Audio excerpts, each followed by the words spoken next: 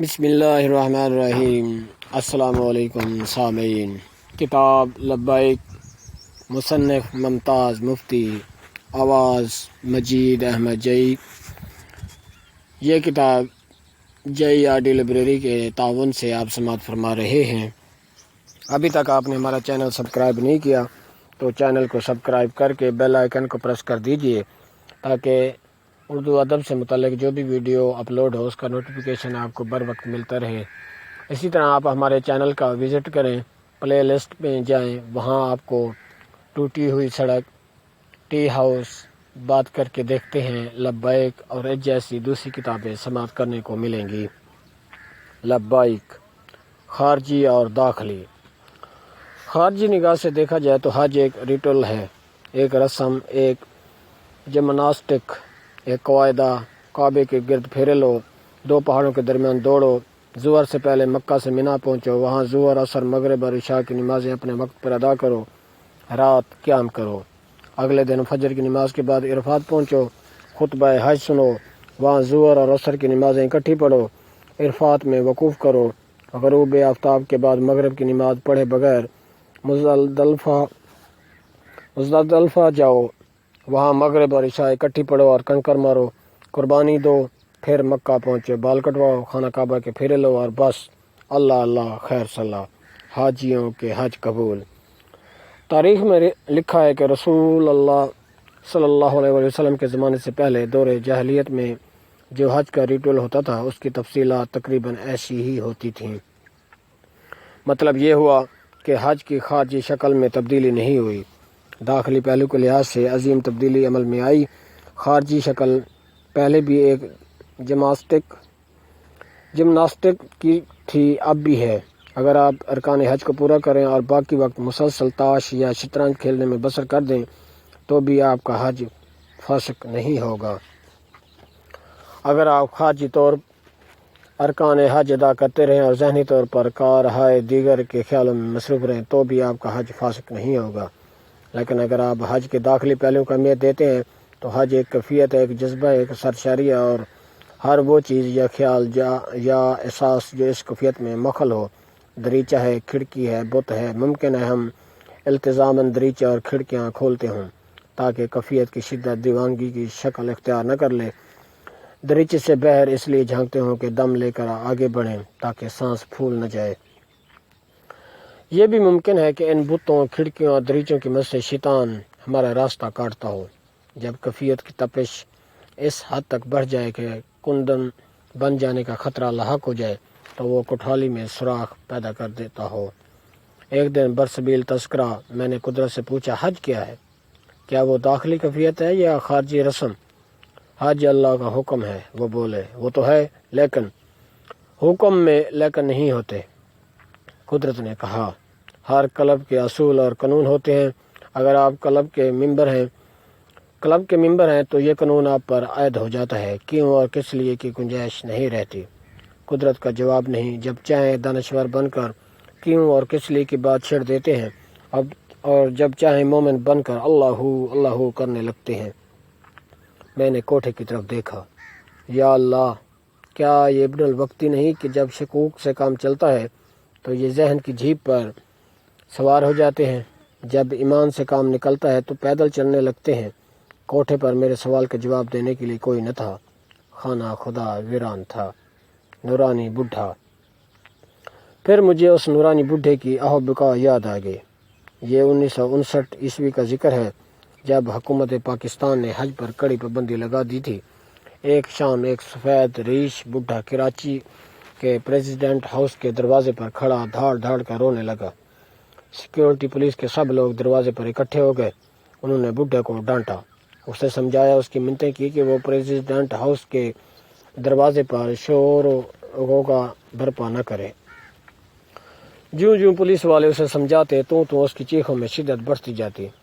پھر پتہ نہیں کس طرح وہ سفید ریش نورانی بڈھا پولیس کے ہاتھوں سے نکل کر دوڑ کر پریزیڈنٹ ہاؤس میں داخل ہو گیا اور بیرونی صحن میں جا پہنچا۔ پولیس والوں نے اسے پکڑ لیا، لیکن اس کی شکل و صورت میں اتنا تقدس تھا کہ پولیس کو ہمت نہ پڑی کہ گھسیٹ کر اسے باہر نکال دے۔ سفید ریش نے پریزیڈنٹ ہاؤس کے صحن میں چیخ چیخ کر رونا شروع کر دیا۔ شور و غول سن کر صدر ایوب باہر نکل آئے۔ انہوں نے پوچھا بڑے میاں آپ کیوں چیخ چلا رہے ہیں؟ بڈھا ہاتھ جوڑ کر گڑ گڑانے لگا، اللہ کے واسطے مجھے حج پر بھجوا دیجیے، اللہ کے واسطے۔ بڈھے کی آنکھوں سے آنسو جاری تھے۔ صدر ایوب کے لیے اسلامی جذبہ دھیمی آنچ پر عقل و دانش کے مرکب سے کشید کیا ہوا معطر اور شفاف عرق تھا۔ اس معزز اور نورانی سفید ریش کے راب جیسے کثیف جذبہ حج کو دیکھ کر صدر ایوب حیران رہ گئے۔ انہیں بات سمجھ میں نہیں آ رہی تھی، ایک رسم ریٹول کے لیے یہ معزز محترم بڈھا حواس باختہ کیوں ہو رہا ہے؟ اس پر حیرت اس قدر غالب آ گئی کہ انہوں نے بوڑھے کو حج پر بھجوانے کے لیے خاص انتظامات کر دیے۔ میں نے قدرت سے پوچھا آپ کو وہ نورانی سفید ریش بڈھا یاد ہے؟ کیا وہ اس لیے چیخیں مار مار کر حج کے لیے رو رہا تھا کہ اللہ کا حکم پورا کرے؟ ہاں یاد ہے، قدرت نے جواب دیا۔ کیا آپ کو ایڈوکیٹ صاحب کا حج یاد ہے؟ میں نے پوچھا۔ صدر ایوب: ایڈوکیٹ صاحب کے حج کی تفصیلات انوکھی تھی۔ ہوا یوں کہ ایڈوکیٹ صاحب کی ڈیوٹی لگ گئی کہ صدر ایوب کو خط لکھتے رہے۔ کس نے ڈیوٹی لگائی، کیوں لگائی، اس کے متعلق مجھے علم نہیں۔ ایڈوکیٹ صاحب نے اپنے پہلے خط میں اپنی پوزیشن کی وضاحت کر دی۔ میں آپ کو خط لکھنے پر مجبور ہوں چونکہ آپ کو خط لکھنے کی ڈیوٹی مجھ پر عائد کر دی گئی ہے۔ یقین جانیے جس قدر میرے خط وصول کرنا آپ کو ناگوار گزرے گا، اسی قدر یہ امر میرے لیے ناگوار ہے کہ آپ کو خط لکھوں۔ ایڈوکیٹ صاحب نے صدر ایوب کو کل 100 سے کچھ زیادہ خط لکھے ہوں گے۔ الیکشن سے پہلے انہوں نے لکھا، یہ طرز عمل اختیار نہ کیجیے، کامیاب ہو جاؤ گے لیکن بے عزتی ہوگی۔ 1965 عیسوی کے سیز فائر سے انہیں خبردار کیا کہ سیز فائر نہ کیا جائے اور اگر امر مجبوری ہو تو صرف چند گھنٹوں کے لیے۔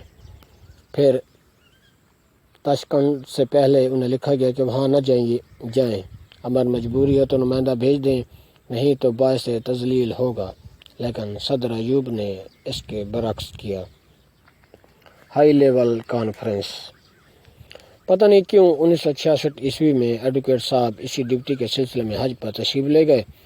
وہاں سے انہوں نے صدر صاحب کو خط لکھا کہ یہاں مکہ معظمہ میں اللہ کے خاص بندوں کی ایک ہائی لیول کانفرنس ہوئی ہے، جس میں کہا گیا کہ پاکستان کی صدارت عام صدارت نہیں بلکہ عظیم ہے۔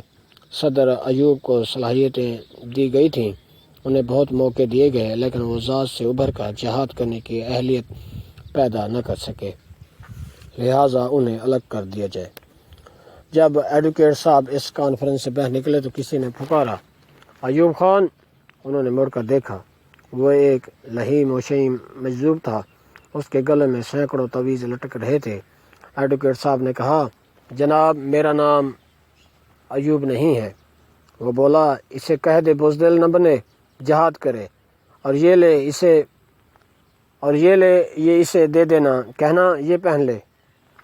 مست نے گلے سے ایک تویز توڑ کر ایڈوکیٹ صاحب کو تھما دیا اور بولا، بزدلی چھوڑ کر جہاد کرے گا تو ایک موقع اور ملے گا، اگر یہ آخری موقع بھی کھو دیا تو بڑی دھول اڑے گی، بڑی تذلیل ہوگی، بڑی جگہ ہسائی ہوگی، جا اسے کہہ دے۔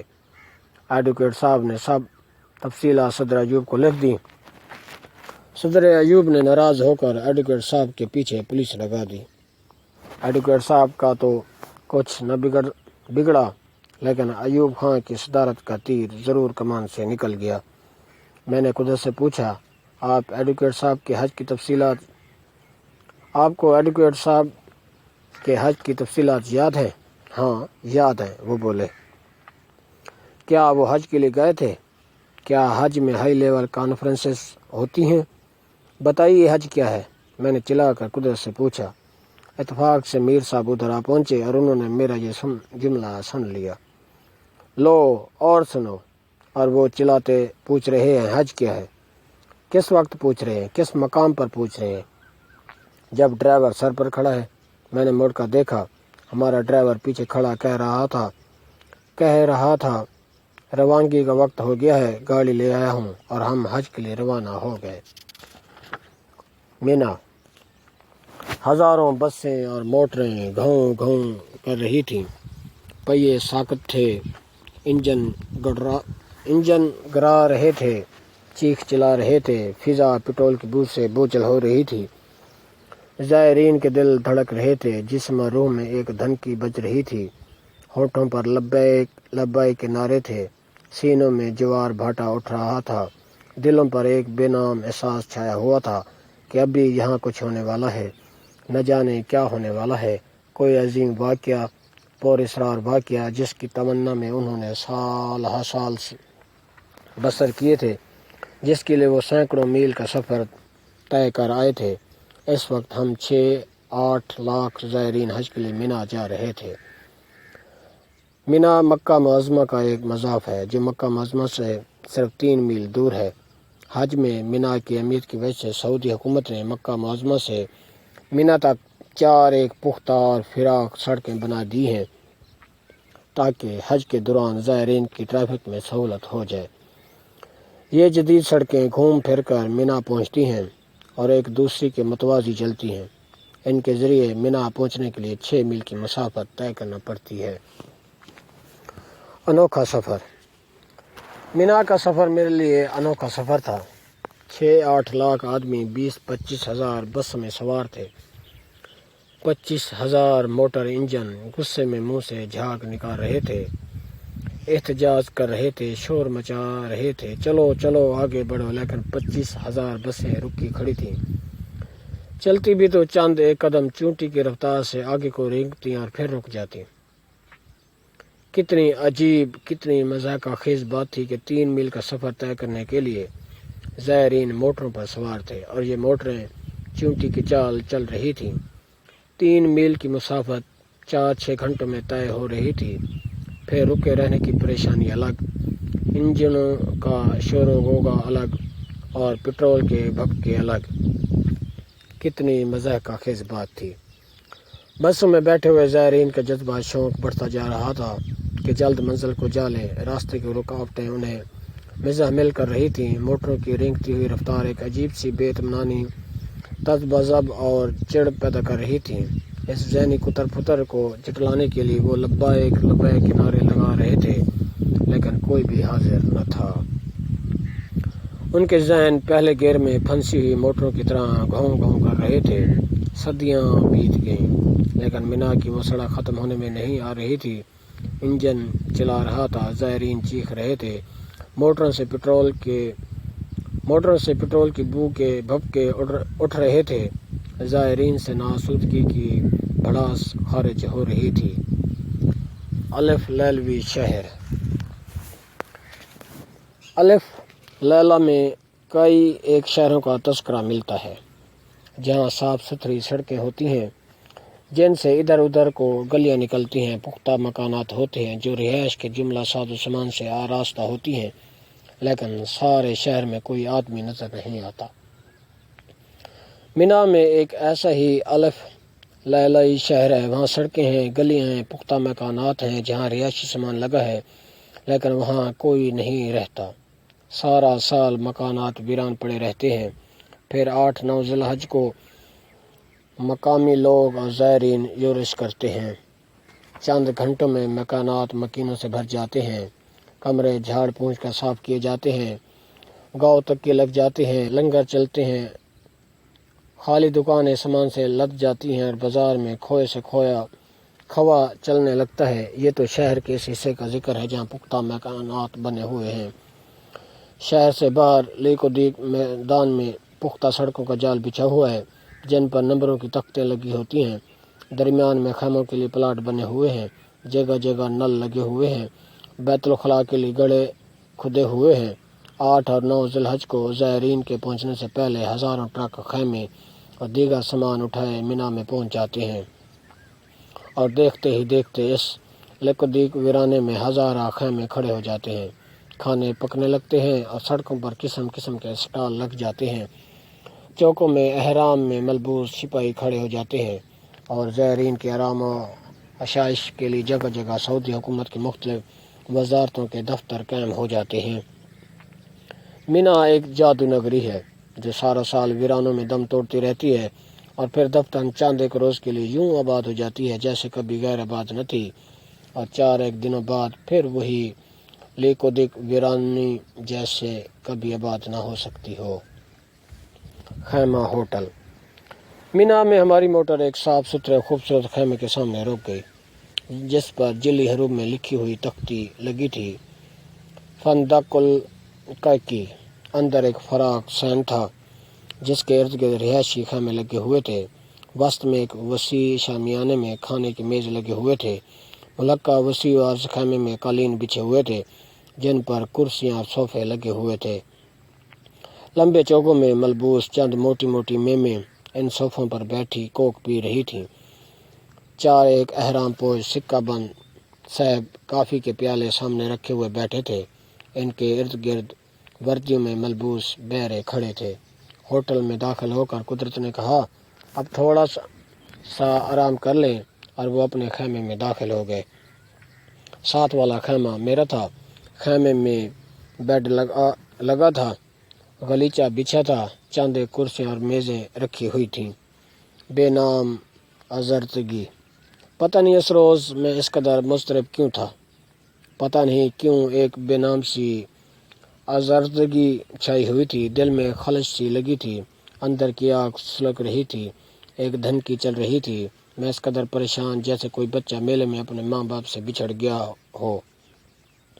شاید اس کی وجہ یہ ہو کہ وہ کالا کوٹھا جو میرا مرکز بن چکا تھا، میری نگاہ سے اوجھل ہو چکا تھا۔ وہ کھونٹی نہ رہی تھی جس پر میں نے اپنے آپ کو ٹانک رکھا تھا، اس لیے مینا میں یوں بے جان پڑا تھا جیسے گھونٹی سے گھرا ہوا کپڑا زمین پر ڈھیر ہو جاتا ہے۔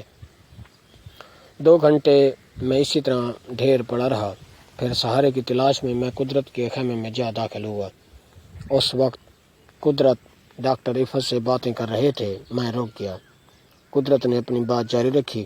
انہوں نے مجھے دیکھ کر بھی نہ دیکھا اور یوں باتیں کرنے میں مصروف رہے جیسے کمرے میں کوئی داخل نہ ہوا ہو، جیسے وہ اکیلے تھے۔ ان کی نگاہ میں ایک عجیب بے تعلقی سی تھی جسے محسوس کر کے مجھے ایک دھچکا سا لگا۔ یہ کتاب JRD لائبریری کے تعاون سے آپ سماعت فرما رہے تھے۔ آواز مجید احمد جئی کی تھی۔ اللہ حافظ۔